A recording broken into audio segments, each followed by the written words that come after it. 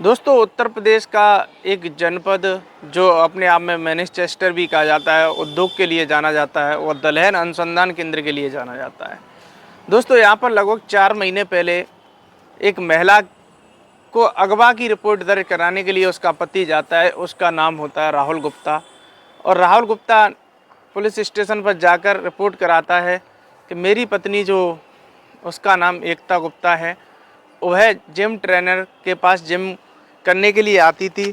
और दोस्तों, आज वो घर पर ग्रीन पार्क स्थित एक स्टेडियम जिम नाम की जिम थी, उसमें वो जाती थी, मगर वो घर पर नहीं जाती है, तो वो अगवा की रिपोर्ट दर्ज करा देता है।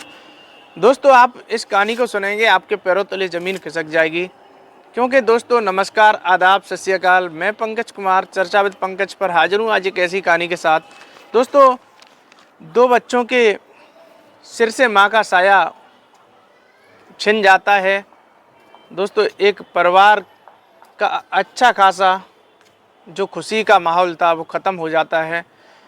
वो 24 जून की बात होती है कि 24 जून को एकता घर से निकलती है जिम के लिए, और जिम ग्रीन पार्क स्थित स्टेडियम जिम होती है, और जिस जिम में वो रोज़ाना जाती थी और जिम करने के बाद वो घर पर लौट आती थी।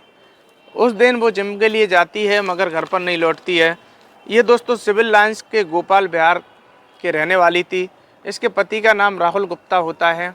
और जो राहुल गुप्ता जब 24 जून की शाम को एकता गुप्ता घर पर नहीं जाती है, तो वो पड़ोस के जो नज़दीकी पुलिस स्टेशन होता है, उस पुलिस स्टेशन पर जाते हैं और पुलिस स्टेशन पर जाकर मुकदमा दर्ज कराते हैं।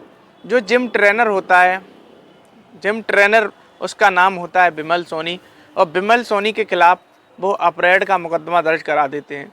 दोस्तों, जब पता लगता है बिमल सोनी को कि मेरे खिलाफ अपराध का मुकदमा दर्ज हो गया है, तो बिमल सोनी जो होता है वो छोड़कर भाग जाता है।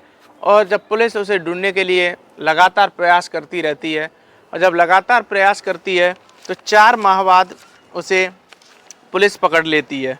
दोस्तों, पुलिस उसे जब 4 माह बाद पकड़ लेती है, तो जब उससे पूछताछ करती है, जो पूछताछ में वो बताता है, उसे सुनकर आपके पैरों तले ज़मीन खिसक जाएगी और आप सोचने के लिए मजबूर हो जाएंगे कि एक स्थान होता है, जैसे ही एकता जिम करके निकलती है और वो एकता की कार में ही हत्या कर देता है। और कार में हत्या करने के बाद उसकी जो डेड बॉडी होती है, उस डेड बॉडी को छिपाने के लिए वह जो जिम ट्रेनर होता है बिमल सोनी, उस डेड बॉडी को ले जाता है। सबसे पहले गंगा बैराज की तरफ ले जाता है, मगर गंगा बैराज पर जब देखता है तो वहाँ गंगा बैराज पर उसका मौका नहीं लगता है। दोस्तों, जब गंगा बैराज पर उसका मौका नहीं लगता है, क्योंकि वहाँ पर लोग उपस्थित थे, और वहाँ पर जब मौका नहीं लगता है तो वो जो उसकी डेड बॉडी होती है उसे रखकर एक सेफ सुरक्षित जगह होती है वहाँ पर रख देता है। रखने के बाद दोस्तों, एक स्थान होता है डीएम ऑफिस के पास में, उसे डीएम कंपाउंड के बगल में उसे ऑफियर्स क्लब के नाम से जाना जाता है। दोस्तों, ऑफियर्स क्लब में वो लगभग 4 फीट गड्ढा खोद लेता है, क्योंकि दोस्तों उसकी जो प्लानिंग थी वो एकता गुप्ता को कहीं ना कहीं पहले से ही मारने की थी, और मारकर उस प्लानिंग के थ्रू वो काम करता है।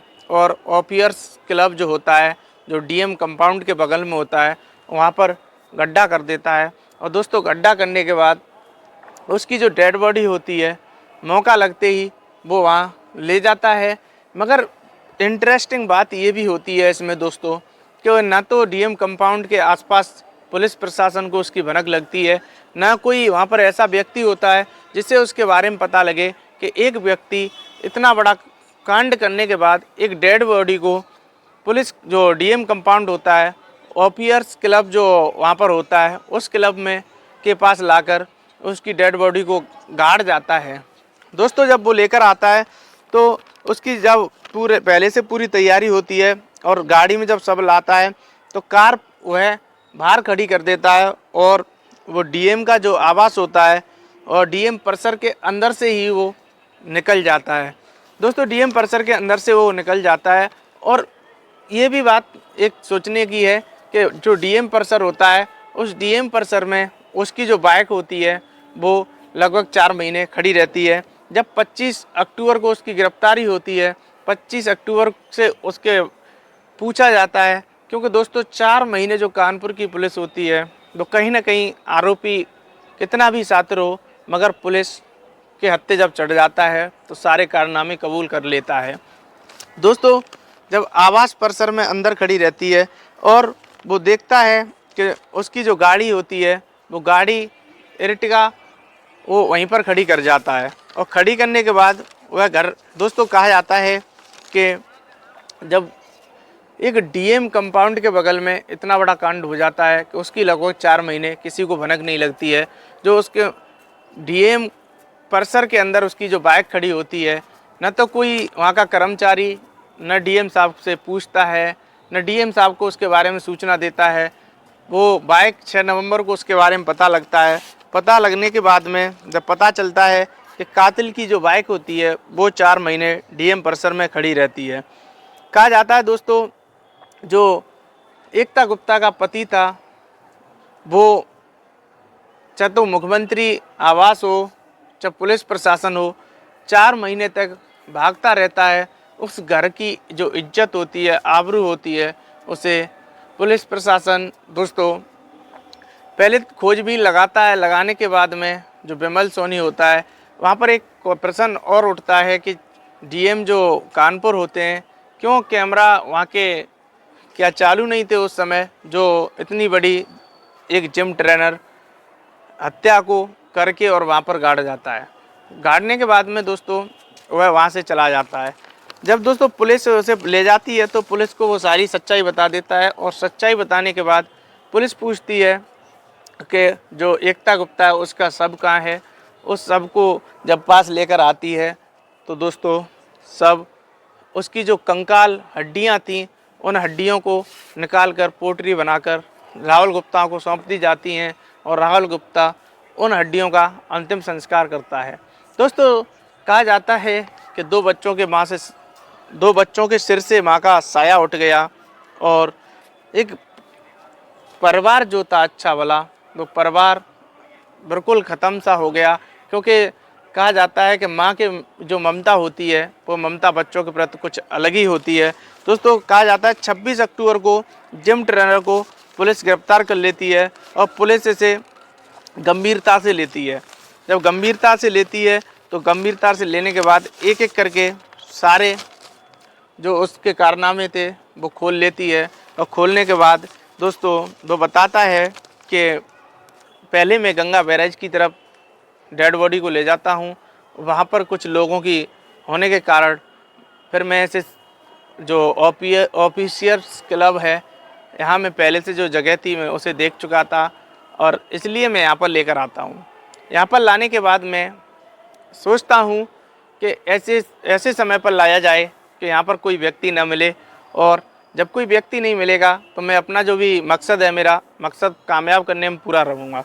दोस्तों उसकी हत्या करने का उसका जो उद्देश्य था वो काफ़ी समय पहले से ही बन चुका था, क्योंकि जैसे ही वो ट्रेन जिम से निकलती है और जिम से जब निकलती है तो जैसे ही गाड़ी में बैठती है, गाड़ी लेकर निकलने की कोशिश करती है तो वो बार करके हत्या कर देता है और हत्या करने के बाद वो ले जाता है और जब ले जाता है तो वहाँ गंगा बैरेज पर छिपाता है। उसका पता भी नहीं रहता है और इसकी जब भनक शाम को घर पर नहीं पहुँचती है एकता गुप्ता, तो इसके पति जो राहुल गुप्ता होते हैं वो सोचते हैं, एक उद्योगपति होते हैं।